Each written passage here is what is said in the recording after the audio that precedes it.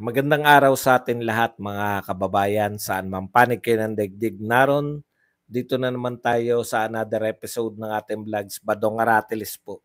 Pag-uusapan natin po, ito po, no, OFW na binitay sa Saudi, KSA. Kumpirmado na po ng gobyerno ng Malacanang. No? Pag-uusapan din po natin si Willie Revillame. Bakit po hindi natin iboboto, no? Namin kung ayaw niyo po sa aming makisama. Siyempre kinakailangan po ng paliwanag dito naman po sa channel natin, hindi naman po 'to yung diktador tayo no, na hindi natin boboto 'yan. Kasi malakas, definitely isa sa pinakasikat 'yan na kandidato. Hindi po siya kasama doon sa top 12, ay sa 12 ng administrasyon. Pero hindi rin po natin kasama yan. Lilinaw ko lang po. Ang dami po mga vlogger kasi na isinasama po siya, no? Sa top 12. Hindi po siya in-endorse. Hindi niya po, dinideny niya po na ini-endorse siya ni Tatay Digong. Alam niyo na kung ano ibig sabihin niyan. At siya po ay very openly seeking the the support of Malacanang and First Lady. Binanggit niya mismo sa bibig niya. Kaya yung mga Willie Revillame fanatics, pasensya na kayo. Sa bibig mismo ni Willie Revillame nagmula yung bakit hindi natin siya dapat iboto. Namin pala, namin, hindi kaya kasama kasi iboboto niyo siya, ano magagawa natin? Demokrasya po tayo, no? Okay. Yan po mga pag-usapan natin, pero bago yan, kung bago ka pa lang dito sa ating channel, mag-subscribe ka na. Dahil ito lang ang tayong channel na may kinikilingan, may pinapanigan, una sa balita, uli sa impormasyon, kaya ano pang hinihintay nyo? Pindot na, okay? Ito po, may pahayag po rito yung Philippine Embassy statement on the reported execution of Filipino national in Saudi Arabia. Basahin naman po muna natin bago tayo mag-react. No? The Philippine Embassy in Saudi Arabia confirms the execution of a Filipino national in the Eastern Province on October 5, 2024. The Filipino national was subject, kita nyo po, no? October 9 na po ngayon, October 5 pa po. October 5 pa po na nabitay. The Filipino national was subject to kisas, retribution for the killing of a Saudi national that occurred several years ago. The execution was carried out in accordance with local procedures and protocol without prior notification to the embassy or the family of the Filipino national. Grabe. Hindi pala na-notify ang embassy ng Pilipinas. The Philippine government has extended legal representation and assistance throughout the proceedings.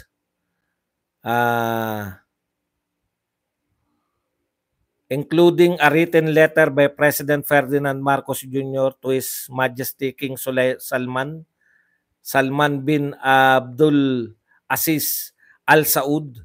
Despite these efforts, the victim's family has consistently declined opportunities to discuss blood money compensation. Nasisi pa yung mga pamilya. Despite the efforts made by Philippine government, the local court enforced the penalty in accordance with Saudi Arabia's judicial process and applicable laws for most severe crimes. The Philippine Embassy cannot disclose the name of specific details of the case to safeguard the family's privacy. The embassy expects to receive official consular notification from Saudi Ministry of Foreign Affairs. Yan po ang katapusan ng mensahe. Okay, nakakalungkot pong isipin kasi parang mismo yung embassy natin hindi nila alam. Kaya tama po yun na binalita na po to. Actually, nung Sabado, kung hindi ako nagkakamali, after Monday, alam na natin to. Hindi ko lang po sigurado, akala ko fake news kasi wala na isang nagbalita sa atin eh. Saturday pa po in-execute. So, dalawa lang po 'yan, no? Hindi naman parang hindi kinikilala na yung ating ano, no, yung sulat ng ating pangulo. Marami nga nagsabi rito, eh sino ba mag-o-honor sa alam niyo na, sa uri ng leadership meron tayo. Ano po 'yan eh, yung paggalang sa iyo bilang leader makikita po 'yan sa una, kilala ka ba, kinikilala ba yung leadership ng ating pangulo ngayon sa world? Parang wala na eh. No? Normalidad na lang na binobomba tayo ng kung sino-sino, wina-water cannon, kahit sino na lang, no? Nawala bigla sa isang iglap, isang presidente lang po. Mula po dun sa napakataas na respeto kay Pangulong Duterte ng international community. Yung totoo pong respeto, hindi po yung respeto sa mga dyaryo ng Pilipinas. Yung totoong nire-respeto siya ng buong mundo, no? Mula po doon ay ang bilis po ng pagbagsak ng respect, no, ng lahat ng tao sa iba't ibang parte ng mundo sa ating pangulo at sa ating bansa. Samantha Tenko, thank you very much sa 500 yen. Kaya mga OFW, masama mang pakinggan, no? Kanya-kanya. Parang protektahan nyo na lang yung sarili nyo. Ang hirap pong asahan, no? Sabi nga, lahat ginagawa nila. Kasi hodang mag-imbento ng mga personalidad na magagamit. Lahat po ng mga convict, pinatitistigo, laban sa mga Duterte, meron pang patay na buhay na mag-uli, no? May patay na nabuhay na mag-uli para lang po kasangkapanin nila, para idiin yung mga Duterte. Nakakagawa po ng paraan para hindi lang po talaga matinag-tinag yung mga Duterte. Mahal talaga lang ng mga tao yung mga Duterte. Pero kayang-kaya po nilang gumawa ng paraan para siraan yung Duterte. Pero yung mga nanganganib po na ating mga OFW na lip service na naman uli. Muli na naman pong lip service yung pagturing ng mga bayani. Wala kang bayani na hindi mo ipagtatanggol. Ni hindi alam ng mga press people natin, hindi natin alam eh, na may nagaganap ng ganun eh. Yan lang po talaga, napakasama po. Ngayon, kung kayo po na mga mamamayan na nakikinig, gusto nyo pa rin magpatuloy ito, sige, iboto po natin makatulad ni Pacquiao, Lacson Soto, Binay Villar, lahat po ng, ayan, si Tol, no? Si Abalos na numero 1 dyan. Yan po, pagboboto natin, yung 12. Para magpatuloy po yung ganyang sitwasyon. Di tayo makakita ng pagbabago. Okay, punta na po tayo rito. Alam niyo po, gusto ko itong talakayin, no? Kahapon alanganin ako na ipanawagan na wag natin boto. Pero ngayon po narinig ko mismo kay Willie Rebillame sa kanyang, yung after po na nag-file siya, in-interview po siya ng ABC5, mga ano bang programa yun? Yung mga babae yung naroon sila. Teka lang titignan ko lang yung pamagat nung in-interview siya. Doon po nabuksan po sa atin ang lahat, no? Naliwanagan po tayo. Ito po yung sa The Big Story, One News. Sa TV5 din to eh. Tandaan nyo, TV5 ang at sa taga TV5 po to si Willie Rebillame. Kasama po yung 3 babae dyan, ini-interview siya, no? Ngayon, ang dami pong vlogger na nakita ko na pasok po sa mga Duterte lineup si Willie Rebillame. Pwede po ba wag po tayo manlito, no? Katulad niya ni Badoy. Wag po kayo manlito. Buwat na nga sa bibig ni Willie Rebillame na hindi siya eh. Marunong pa kayo sa may katawan.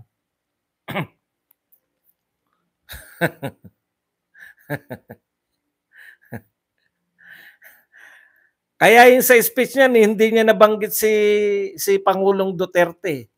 Di ba? Wag po kayong manlilito kung kayo po ay fans ni Willie Rebillame, wag niyo pong gamitin yung mga Duterte. Magpakita po kayo na pinapakita ni Willie Rebillame na proud siya. Mamaya po malalaman niyo yung sinabi. Okay. Una muna, balikan po natin noong October 7, 2021. Ito po ang sinabi ni Willie Rebillame. Kung sakaling tatakbo ako sa Senado, hindi naman ako magaling mag-English. Wala akong alam sa batas. Baka lait-laitin lang ako roon. Baka wala rin naman ako may ambag na batas. O dumating yung time na sayang din yung boto nyo sa akin. Kabutihan lang ang dapat mong gawin kapag nasa Senado ka? Tinanong niya, no? Kabutihan lang ang dapat mong gawin pag nasa Senado ka? Dapat marunong kang magbasa ng batas. Dapat marunong kang gumawa ng batas. Yan yung sinabi ni Willie Rebillame noong 2021. No? Noon po, yun yung gusto siyang patakbuhin ni Tatay Digong. Pero hindi po siya tumakbo noon. Ito po yung katwiran niya. Ulitin ko lang. Wala akong alam sa batas. Baka lait-laitin lang ako ron. Baka wala rin naman akong may ambag na batas.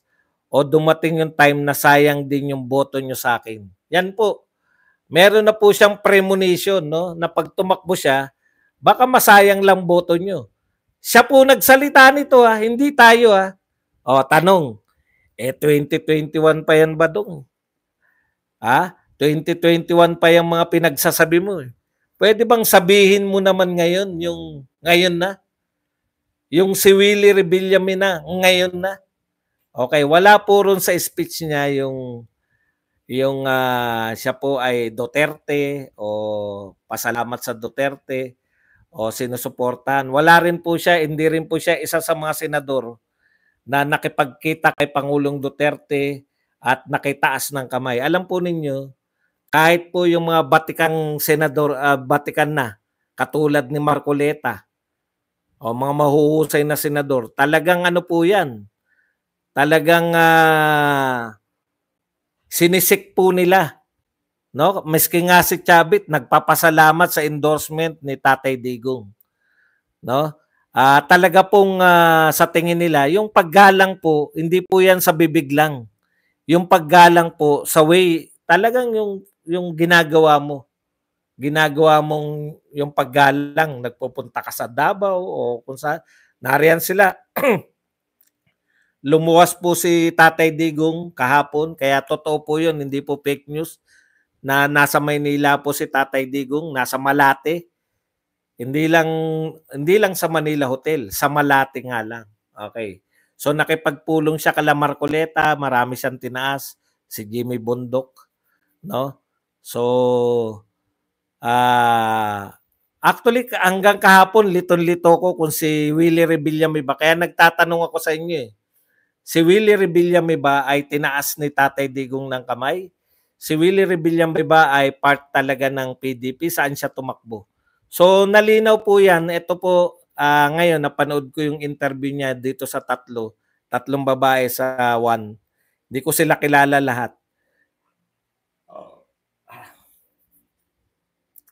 Nalinaw na po sa atin kung ano po ang mga pananaw ni Willie Rebillame. So isa-isahin po natin yan. No? Siyempre hindi natin paparinig na kasi baka makapiright tayo ng ABC5. Mahirap yung mga TV. Okay, eto po. Naalala niyo yung unang maisog, star na star siya doon. Yun po sinisita sa kanya nito ni Gretchen Malalad. But hindi ko actually hindi ko kilala to mga Tinatanong po siya, di ba parte ka ng maisog?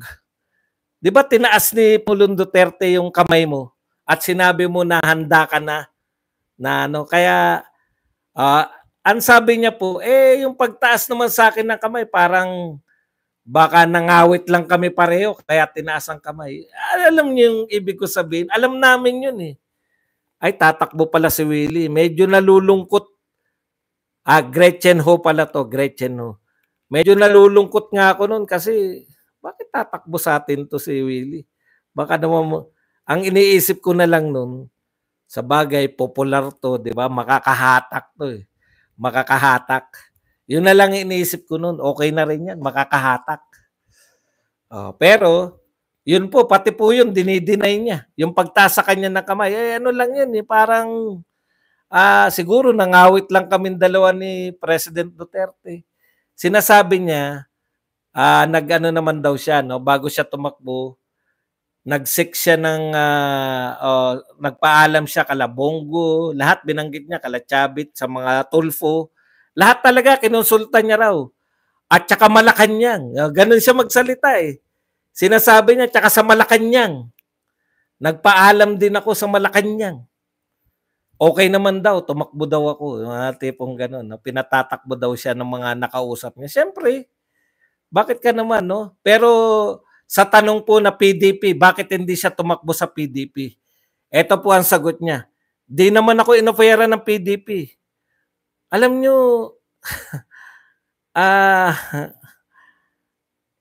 yun hindi ko makuha, no? Hindi ka inofera ng PDP kaya hindi ka nalang tumakbo. May bakante pa yung PDP, bakit hindi ka lumapit? Diba? Bakit hindi siya nag-seek? Gusto niya yata siya pa yung lalapitan ng PDP. No? Baka gusto niya siya pa yung liligawan, nagpapaligaw pa siguro. Hindi ko makuha yung ano na yun, hindi ko makuha yung linya na yun na wala namang hindi ako inopera ng PDP. Kaya ano na lang daw siya. Okay, yun yung pangalawa. Yung una, yung ano, yung yun nga, yung hindi naman daw siya inendorso ni Tatay Digong, tinaas siya ng kamay, pero ano lang yun, parang masakit na raw ang kanilang mga kamay.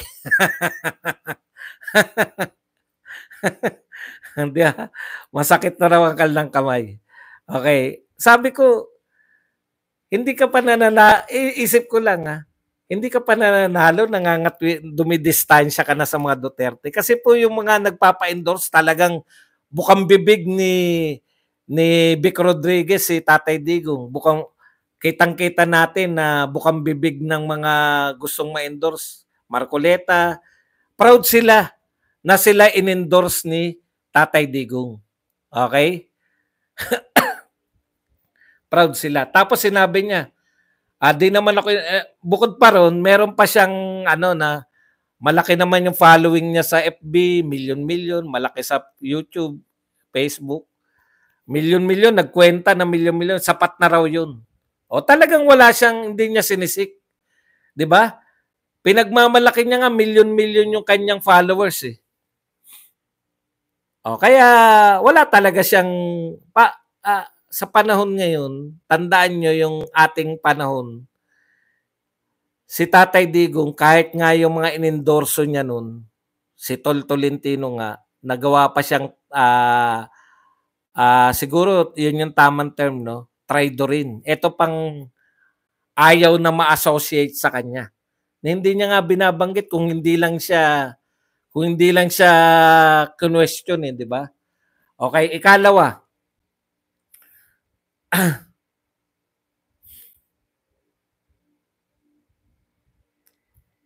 Tinanong siya kung anong mga batas. Dami na daw batas, hindi na natin kailangan yan. No? Marami na raw batas. Hindi ang tinatanong sa kanya, anong batas yung gagawin mo? Kasi senador ka eh.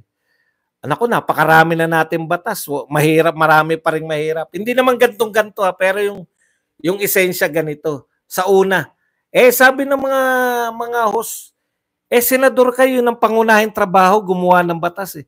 Kaya lang marami nang batas na meaning hindi niya po alam yung kanyang trabaho.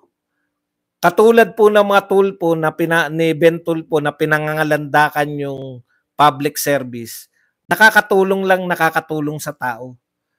No? Bakit po tumatakbo ka, ang pangunahing trabaho ng senador ay hindi po tumulong sa tao kung hindi gumawa ng batas, no? Kinakailangan malinaw po to sa inyo. Kung ngayon pa lang tumatakbo, ay daming-dami na siya sa batas. At hindi na raw kinakailangan ng batas. Kinakailangan, dahil hindi naman daw yumayaman yung mga mahihirap sa batas. Eh bakit pa raw?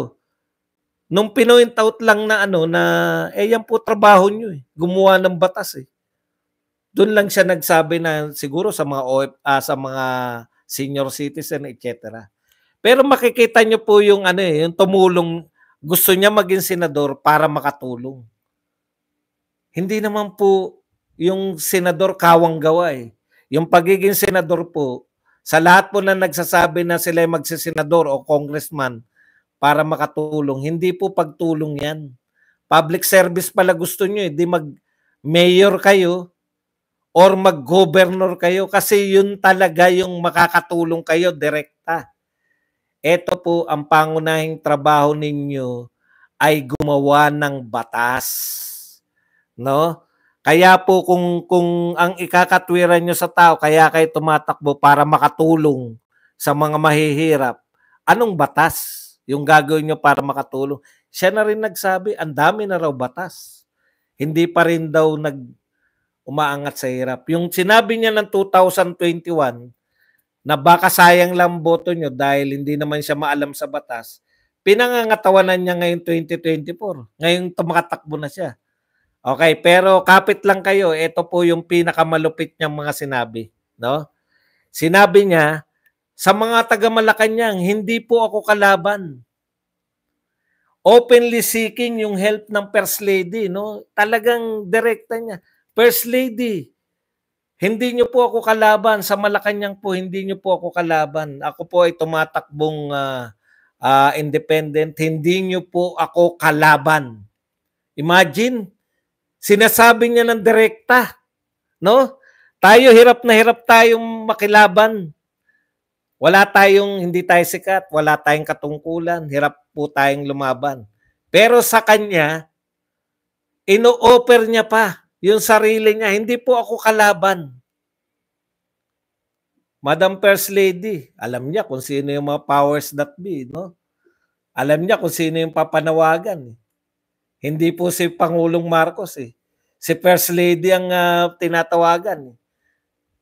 Madam First Lady, pwede niyo pong gamitin yung programa ko. Programa niya raw, pwedeng gamitin. Ikot tayo sa mga OFW. So tumatakbo ka bilang senador, isinasama ka sa lineup nitong mga vlogger na Duterte daw sila. Please lang, no, sabihan niyo po yung mga Duterte na may mga pahayag na po si Willie Rebillame na hindi po siya kalaban ng Malacanang. In fact, nagpapahayag po siya na gusto niyang tumulong, no? Yung programa niya, ino-offer niya kay First Lady. Alam kung sino yung lalapitan eh. Makikipagtulungan po to sa Malacanang at kay First Lady. Tapos isasama niyo sa lineup natin, openly seeking the help ng Malacanang. Pinagmamalaki niya, ilang beses niya pong sinabi yung Malacanang, lumalapit siya sa Malacanang. Tapos sasabihin nyo ngayon na kayo, Duterte kayo, wala kang magagawa ba itong iboboto namin yan? Wala naman pong problema sa pagtulong. No? Wala pong problema sa pagtulong. Panoorin nyo po ito yan sa One, The Big Story. Baka sabihin nyo, hindi, The One, TV5 po ito eh. Baka sabihin nyo, nag-ano lang ako. Hindi ako decided kahapon, nakala ko baka i-endorse to. Kaya sabi ko nga, para palusot eh. Di tanong nyo kay Placido kung talagang kasama yan sa maisog. Dinidinay niya na nga yung pagsama niya sa maisog eh.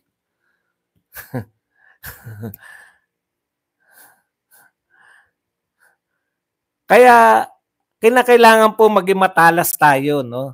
Sa mga Duterte vloggers po, wag po kayong endorse ng kasi akala nung mga tao, no? Yang mga ini-endorse nyo po ay mula po sa grupo ni Pangulong Duterte dahil known kayo ng mga DDS o Duterte vloggers. Ingat-ingat po tayo. Di ba? At ay sinabi niya naman, nagpaalam siya kay MVP. Wala po siyang alam na batas na isusulong. Wala po. Tanungin niyo anong batas? Eh, dami na natin batas. Yun yung sinabi. Oh. Imaginein po ninyo. Kaya po, hindi po tayo naninira dito. Kung ayaw nyo sa mga Duterte, naharap po kami na tinatapon na po namin yung mga posibilidad na may mag-tridor pa. Kasi naranasan na yung Tatay Digong. Yung 12 po talaga hindi natin boboto. Hindi kasi to kasama sa 12.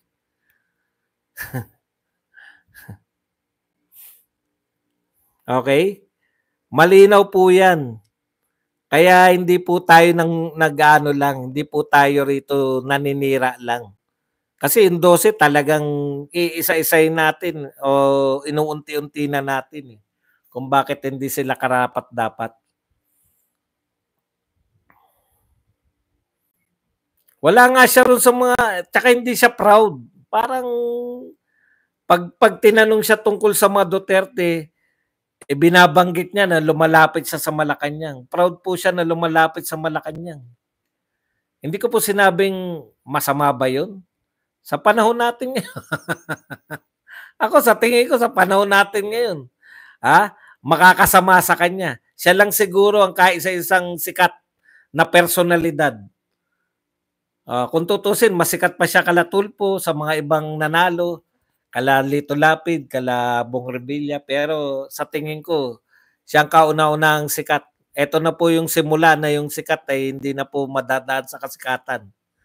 Kung hindi natuto na po yung mga tao na kung kayo po ay isa pa sa magiging problema namin na magdidiin sa mga Duterte, ngayon pa lang hindi na namin kayo. Okay. Iniiwas niya, di ba? Yung sarili niya. Kitang-kita po yun ng mga nanood. So manood din po kayo. Ang ganda po ng laban, tumodo po yung Nograles. Yung mga Nograles po, tumodo po sa Davao, no? Nilabanan po ni Carlo Nograles, si Tatay Digong bilang mayor. Lumaban naman po si Migs, no? Hindi na po siya nag-PBA, direkta. Nilabanan si Paulo Duterte sa First District po, no. Magandang laban kasi alam natin may talagang tinodohan nila. Tinodohan nila yung paglaban sa mga Duterte. Ito nakita nila na ginamit, no. Tong mga Nograles. Yung mga sikat na ngayon ng mga Nograles, ginamit po laban dito kay sa mga Duterte. Kaya todohan, at least ganyan, harap-harapan, no? Hindi na yung tatakbo ng party list, mas madaling manalo para sa kanila. Eto, Duterte talaga. Meron silang gustong patunayan eh. Meron pong totodohan po yan ng administrasyon. One way or another, panalo yung mga Nograles dyan. Kung natalo kasi sila, Duterte kasi kalaban namin eh. Di ba? Kung nanalo naman sila, putya, talagang ang laki po ng pakinabang sa kanila ng administrasyon. Kasi yan lang eh. Hindi nyo nga na ipanalo yung Davao eh. Paano pa mananalo si BP Sara sa buong Pilipinas? Di ba? Testing yan eh. Manalo man sila, gayahin nila si Yorme na natirahan na panalo pa rin sila kung nanalo man sila.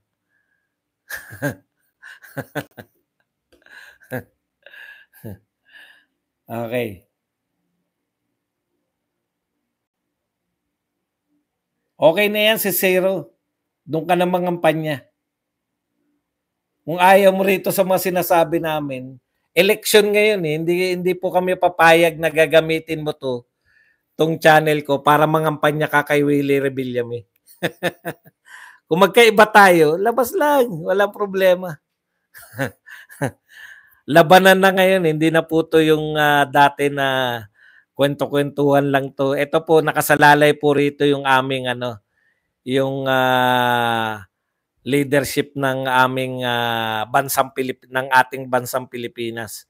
Kung mapupunta ba yan sa mga Marcos, Romualdez, Co, at saka dito pa rin sa mga Duterte, no? Kaya hindi namin ito tolerate.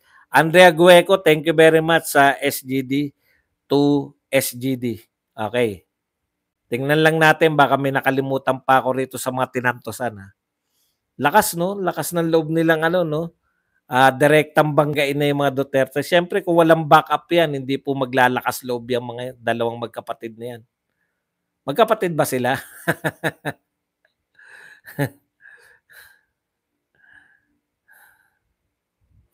Okay, ito po naawa po ako kay Kiko Pangilinan. Pero biro po, no? Naawa ko kasi from napakataas, no? Biglang ngayon halos ang endorser niya, alam mo, kakaramihan po sa sinisik na endorser, yung nag-endorse po, meron talagang kasikatan na pwedeng sa iyo, no? Kung ang endorser mo ay si Laila De Lima, tumatakbo na nga lang party list 'Di ba? Naawa rin ako kasi alam naman natin lahat naging senador yan, kasikatan ni Sharon Cuneta. Ngayon ang tanong, kaya pa ba siyang dalhin ni Sharon Cuneta? Sapat pa ba yung kasikatan ni Sharon Cuneta para ipanalo pa rin si Kiko? Wala na kasing party, this time tingin ko tama sa tingin ko tama si Trillanes, no? Na dapat dinikit nyo na lang yung sarili nyo sa admin. Wala pa kayong problema sa pera. Naawa ko para kay Kiko, lalong-lalo na kay Sharon. Alam naman natin na mahirap pong makakuha ng financial support sa mga oligarko. Basta mga hindi ka pumapasok sa Magic 12, di ba? Kaya ngayon, eto pa. Ang lalakas pa ng tatakbo kay Duterte. Kaya, pasensya na. Talagang ganyan. Alam kong gusto mong bigyan ng trabaho si Kiko. Bigyan ng trabaho. Ang yung asawa na nagtatanong, okay naman, magtanim-tanim na lang. Di ba? Proud naman kayo na maging magsasaka si Kiko. Okay na yung OKIX, talagang ganun. No, hanggang diyan na lang. May mga katapusan yung ating eto lang po, no. Kaya po nalusaw. Halos hindi na po nakabangon yung mga dilawan at kakamping dahil sa walang humpay po ninyo na pag-atake sa mga Duterte, no. Yan po siguro yung aral na makukuha rito sa mga dilawan at kakamping. Kaya aral sana yan na natutunan sana ng BBM administration. Hindi po No? Kapapanalo pa lang po siya, gusto nang tigbakin yung mga Duterte. Alam niyo po yung mga tao, hindi po yan dahil natukisan lang ng mga Duterte. Kaya po yung mga tao, gusto yung Duterte leadership, naranasan po namin. Hindi po kami natotokis lang. Kaya kung tatapatan nyo lang po ng tokis, no, yung pamumuno ng Duterte na naranasan namin at kami ay sampalataya dahil gusto naming muli yung pamumuno ng mga Duterte, mahirap pong sirain yun ng mga tokis lang. At ang mas mahirap po sa lahat, yung uri ng mga tao na naninira, yung mga ginagamit nyo para siraan yung mga Duterte, sila Kimbo, sila yung mga ginagamit ng mga makapangyarihang alyansa ng Romualdez Co, Marcos Araneta, ay hindi naman po kaiga-igaya ang pamumuhay. Katulad ng mga pagpo-flaunt nila ng kanila o pagpo-flaunt pag yung walang habas nilang pagmamalaki sa kanilang mga ari-arian. mga mamahaling gamit sa kabila po ng kahirapan ng mga tao sa Pilipinas, 'di ba? Pinamumukha sa iyo na iba't ibang uri ng bag meron si Kimbo. Iba't ibang mamahaling relo at sasakyan meron si Abante. Yung mga young guns, grabe ka mamahal nung mga kagamitan. Yun po, mahirap pong ano yun, mahirap pong mabura sa isipan dahil galing kami ng presidente namin ay napakasimple. Napakasimpleng pamumuhay, napakasimple ng bahay, no? Pero epektibo, naglingkod, dumami kaaway, hindi dumami pera, dumami ang kaaway. Kaya kahit na anong tokes nyo, kahit na anong tokes nyo ng paninira sa mga Duterte, tokes lang yan. Walang naniniwala. Sabi kayo, panipahiwatig nyo na magnanakaw ang mga Duterte, wala naman kayong maipakitang pruweba. Wala nga kayong maipakitang gandang bahay. Thank you very much muna kay Coralie Benson na nagbigay sa atin ng $10. Please lang, wag nyo nang iboto mga artista. Ibigay na lang sa mga deserve manalo. Watching from Wisconsin, USA. Mabuhay kayong mga vloggers ng DDS at salamat sa support sa mga Duterte. Maraming salamat, Ma'am Coralie Benson ng USA. Okay. Biglang kumati ilong ko. At saka kay Kadog Show. Thank you very much, Kadog Show, sa $5 na pangkape.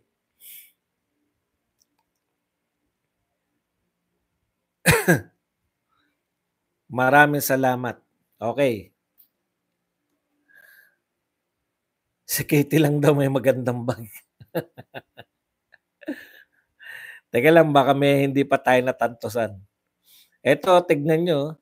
Sila Junior at Martin Waldas may time sa pagpapalabas ng bagong testigo para idiin si Duterte pero wala sila time sa OFW na nahatulan ng bitay. Believe din ako sa tibay nyo, magpinsan.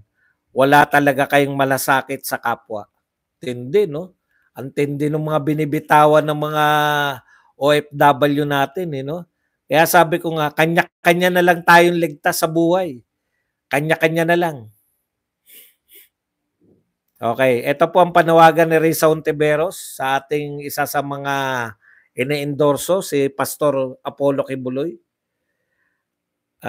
Para sa isang tao na humaharap sa patong-patong na kaso, kabilang ang human trafficking at child abuse, at nagtago pa nga sa batas, nagkaroon pa talaga kayo ng lakas na loob na ipresentang yung sarili sa taong bayan para maging mambabatas? Risa Ontiveros, Senator Risa Ontiveros, ikaw po ay senador ng Pilipinas, no? Si De Lima, no, nakakulong nga tumakbo Ano po pagkakaiba? No? Okay. Hindi pa naman po to convicted. Meron po ba, pinagbabawal po ba yan? Gusto mo pala yan, bakit hindi mo gumawa ng batas? Gumawa kayo ng batas na lahat ng mga akusado, hindi naman po pwede ng lahat na akusado. Kasi po, alam nyo kung akusado lang, bawal nang tumakbo.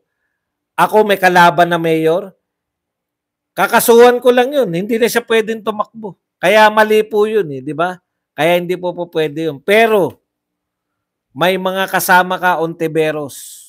Ito lang sana kapanipaniwala yung advokasya mo na pag may kaso, wag nang tumakbo.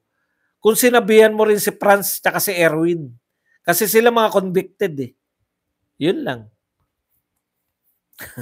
Bakit wala kang sinabi kay Franz at kay Erwin na convicted sila?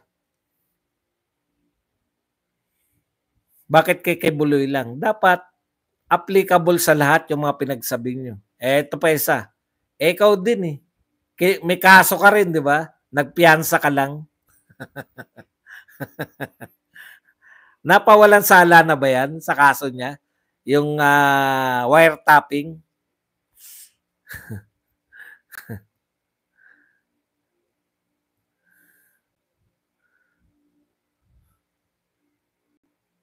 bago tayo tumungo sa inyo. Ayan lang po ang ating topic. Pwede na po kayong magtanong, pwede na po kayong magbigay ng reaksyon.